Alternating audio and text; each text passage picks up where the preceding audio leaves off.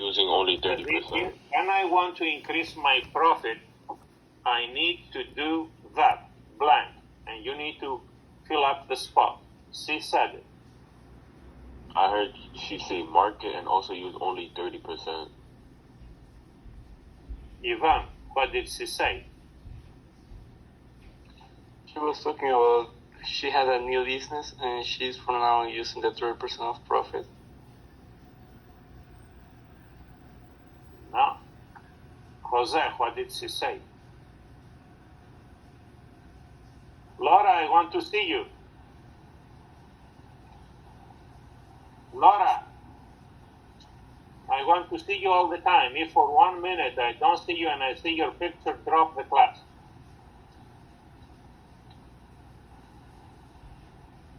Okay, kid, what did Kaylee say?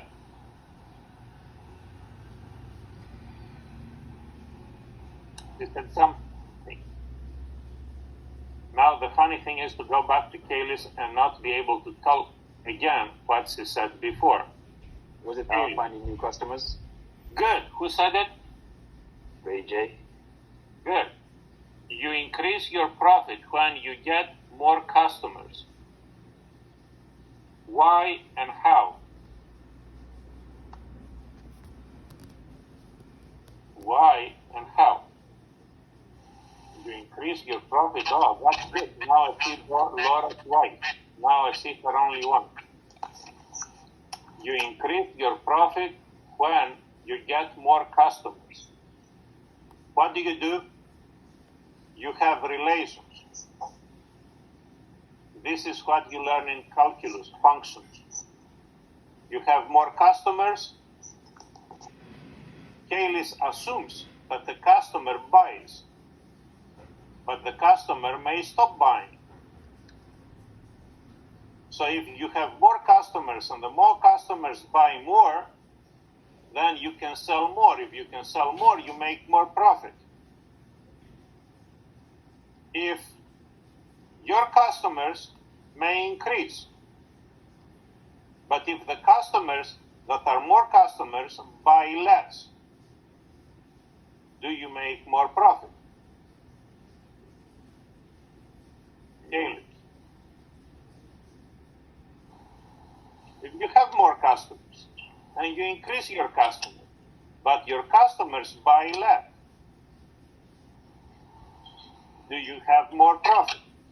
I mean, if you have just a few customers and they buy more, then no, having the like is exactly the opposite. You have more customers, but although you have more customers, your customers buy less.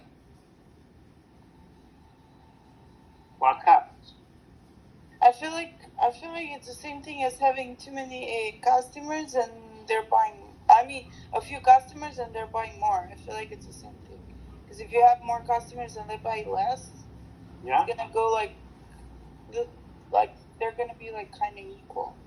More and that is why you learn calculus, first derivative and second derivative. One thing affects the other affects the first affects the second, and you put them all together. If you increase your customer base, if you increase your share in the market, but the customers don't buy much, they buy less, then you start losing profit. And if you start losing profit, it comes to a point that you stop increasing your profit. And if that moves on, you start losing money and you start decreasing your profit. And this is why Laura needs to know how the first derivative and the second derivative are related to the function. Because the function is how profit is related to whatever quantities you sell. You sell through having customers, and customers are buying more or less, and things change. Why I want to use this example for the leadership? Let me ask you about one of the most important kings in Jewish history. Who is King Solomon?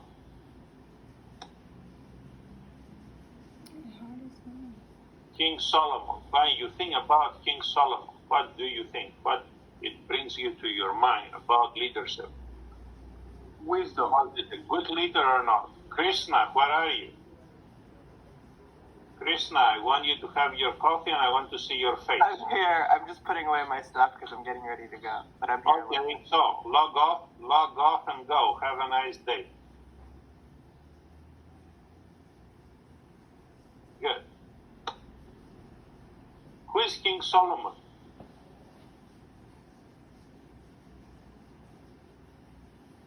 Kailis doesn't want to say who is King Solomon.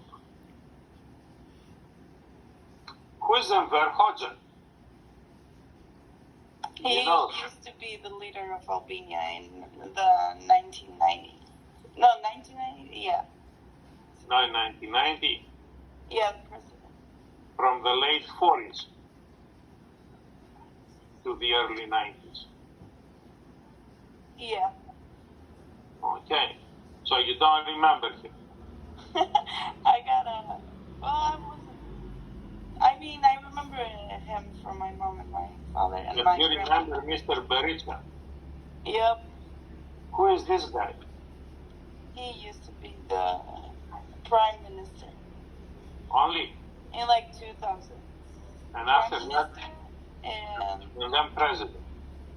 no, president. Yeah. I know Albanian stuff better than you. But these guys don't know about whom we are talking about. Guys, Enver Hoxha was the leader of Albania when he cared about his people. And during his leadership, no Albanian was overweight. No one. Everybody was thin, as thin can be. Was that good or bad? I'm listening. That was good. Good. But why people didn't like it to be thin? Well, does he have like? I mean, Albania was a communist. Like, how to say it? So like they couldn't go outside of Albania. It wasn't like it was a very like cheap country. Like nobody was getting paid, but like all the payments were like equal. Everyone was getting the same thing, and like it was very poor back then. That's why they didn't like him. Okay, so in other words, if I need to lose weight, I need to starve myself. And he starved everybody, so everybody was thin. But they didn't like to be thin and healthy. They wanted to be fat and eat whatever they want. What is communism? It's an What economic is communism? Right. What is communism? It's an economic system where all wealth is distributed evenly to everybody. And among all the communists, Mr. Hoxha was the most communist of all.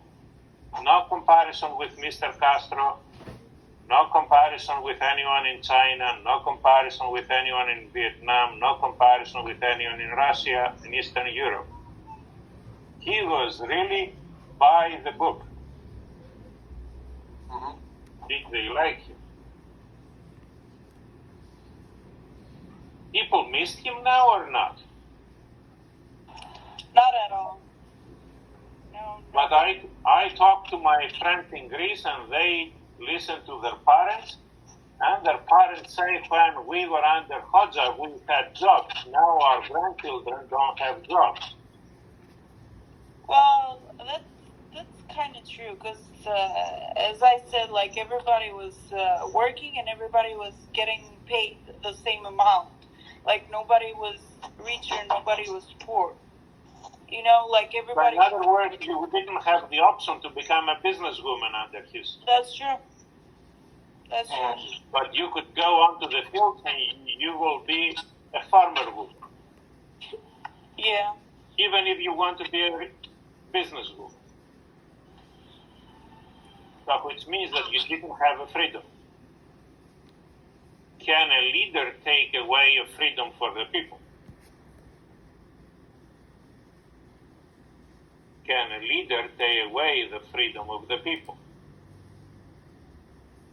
Can Rahima be my manager and can say to me, don't do this, but do that? If Rahima is a manager and she is managing our team, can I treat you the way I treat you, or I had to go on in a very strict process? Can she be, as a manager, able to put a given rule or not? Ivan, Giuseppe. Yes, she's allowed to do that. That's what managers usually do. I'll be right back. Hold on. And as that is what managers really do, then Sarah says, I don't want that manager, I want someone else. Or I don't want that job, I want something else. Professor? Yes, Sarah? When I was reading the book, it said that specific part that you're talking about, and it kind of, that's one of the parts that like I underlined because it made sense. And it says like a manager, he basically like tells you what to do, and like a leader, you follow just because he does the right thing. So it's kind of like that. Somebody that's a leader or a head. I'm sorry, my phone. That's who you follow because they're doing the right thing. And the manager, they kind of just care about like the business aspect of it and not really the people, you know? I know. And that's why I treat you differently. And if Sarah has to clean up her refrigerator, I don't bother her. But if someone else wants to do something else and doesn't pay attention to what is happening in class, I don't let him do it. Because if I ask Sarah anytime any questions, she knows what is going on, irrelevantly of what Sarah is doing. And if I ask someone else what to do, like Mario, I had to put you back into order.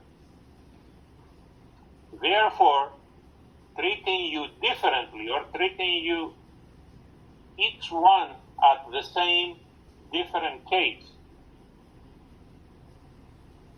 is a right thing to do, or I should treat everybody exactly the same, strictly speaking. Laura, I want to see your face.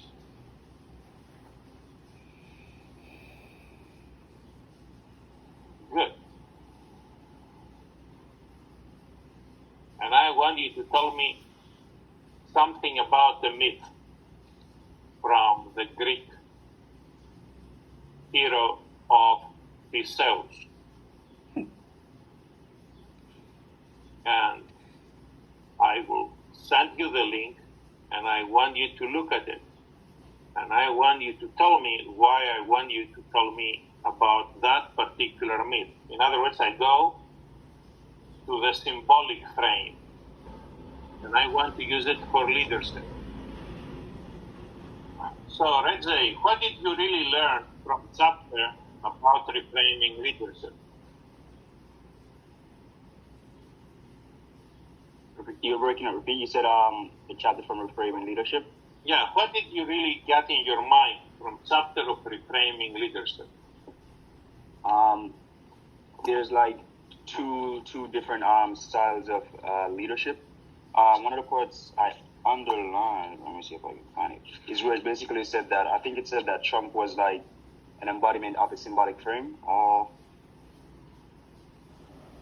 Yeah, he said he was a relentless warrior who mostly embodied the political and symbolic frame, both central and effective to leadership. So when I read that, I was like thinking about it. I was like, that was basically, to me, he was basically saying that Trump is a good leader. That's what I got from that part right here.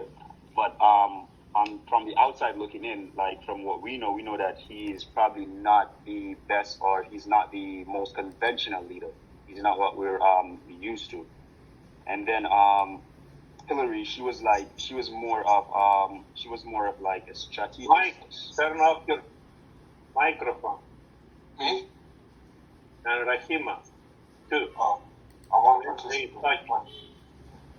Yeah, Hillary, no, she was more like part of like the structural and human resource frame. So she had like plans, but they kind of weren't like realistic plans. She had strategies, but it was like she almost didn't know how to like implement them realistically. This was the last election.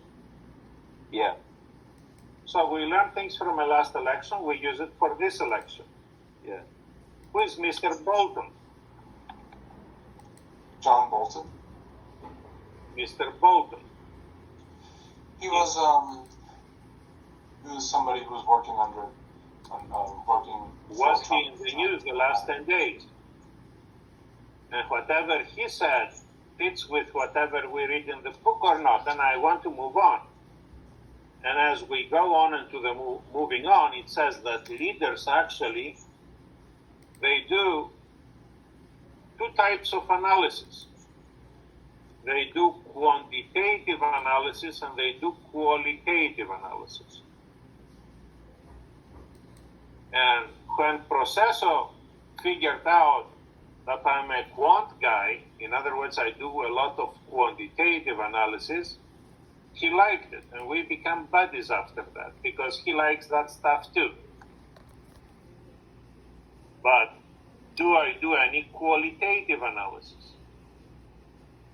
And what is qualitative and what is quantitative analysis? I want you to tell me. One, not the two of them, Taylor. Taylor is a lady that is doing mostly qualitative analysis.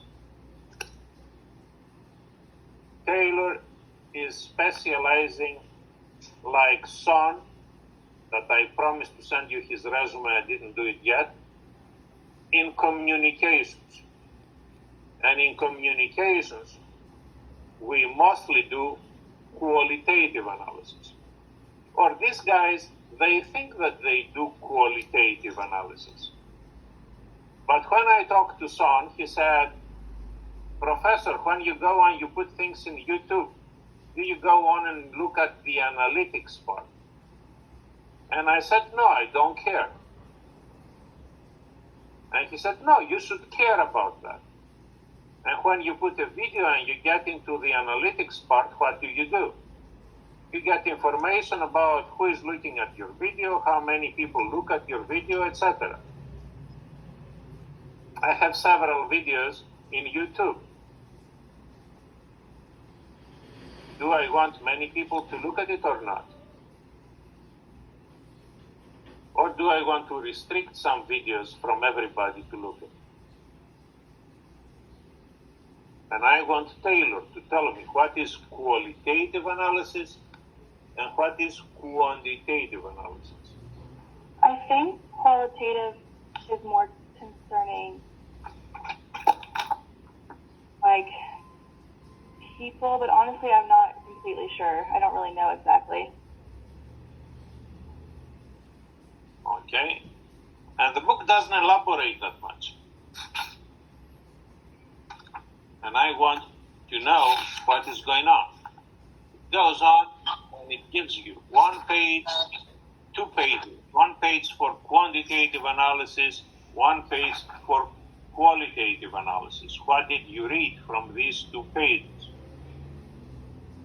I go on and I look at my spreadsheet where I have every student that took my classes all the time from the time that I start keeping data.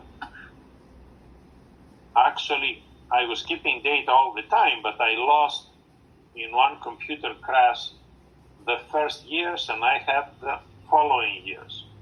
So now from 2004, I have every year, every single class that I taught. So what do I know, Mario? What is happening on Monday, right? Yes.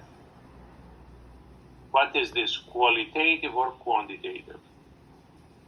Both. I mean, quantitative. but also qualitative. I think it has both aspects. Both aspects.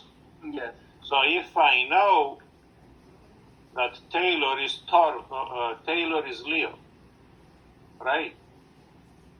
What are you? No, I'm a Virgo. Oh, the end of August is not Leo. The beginning of August is Leo. Yeah. Is any difference between Taylor and Junior? Junior is not in class today. His birthday is the beginning of August. Taylor is at the end of August. I have your birthday.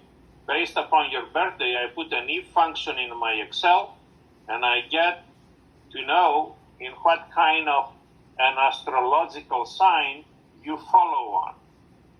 If I go on and I talk to my students from India, Pakistan, Bangladesh, Nepal, etc., they will tell me that the astrological signs are really important things. If I go on and talk to someone from Europe, like Kaylis, who's saying, that's not so sure. And I want to test the hypothesis. Is this working or not?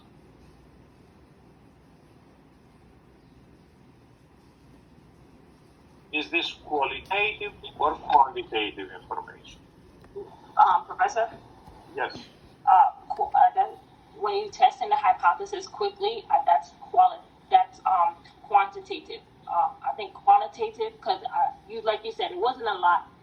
They said that the qualitative, they said that like the qualitative is when you kind of gather all your research first, and then you try to like test your hypothesis, and then you go to the quantitative. So it's just like quality. You want quality work, so you build up all your evidence. So that's what I got of it. And then quantitative is just like you do the hypothesis, I guess, more quickly, or you try to figure out the way to solve or your research like faster, I guess. That's what I got out of it. Good. Is Sarah a good student or a bad student? You don't know her grade point average, you see her in class. Is she a good student or a bad student? Good. And I know her grade point average, but I don't know who is Sarah. I scroll down and I want to see the guys that they drop the class. And the guys that they drop the class are in two different groups.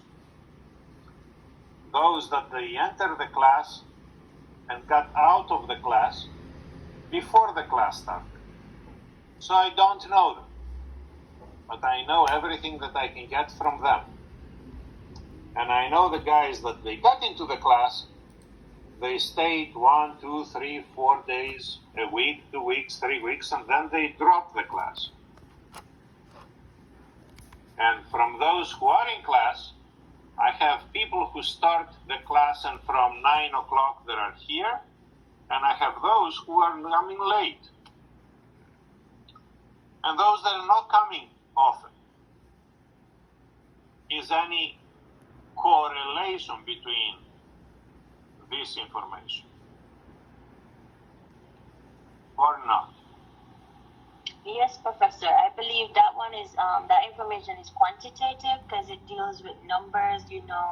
Like 3 people drop the class compared to who's coming late. Like 5% of the class coming early rather than 10% coming late. So I think that's that quantitative analysis. And now I want to ask Nastiela. Yeah. My finance 10 o'clock class in the fall is full. It has 25 people. Mm-hmm. Do I want to have a class with 25 people or less? Or more? No, based on the weeks, I think you want to have less than the 25. And how I can have less than 25? You're going to do your strategy where you scare them. We talked about that yesterday, right? Yeah. So what do I need to do? I need to take them out before the class starts so I can get more people coming into the class that are in the waiting list, or I want to wait to start the class, give them a difficult first test, and those who don't do well, advise them to take out. If they don't move out, give them another test so they can get 2 Fs in a row, and they can drop the class after that. Well, based on those 2 options, the latter will be the most effective with getting less people into your class. Because if you scare them in the first part, you have a waiting list that you have to deal with. So your class is going to fill up again. But if you wait... Do I know my waiting list? I believe so. You could see no, I don't. your waiting. No? I know only those for mine. I don't know the waiting list. Okay. Except if you are in the waiting list. Uh-huh. Let's say someone that I know and emails me. Okay. And I know that in the waiting list there are 2 people who are really good and I want to have them in my class.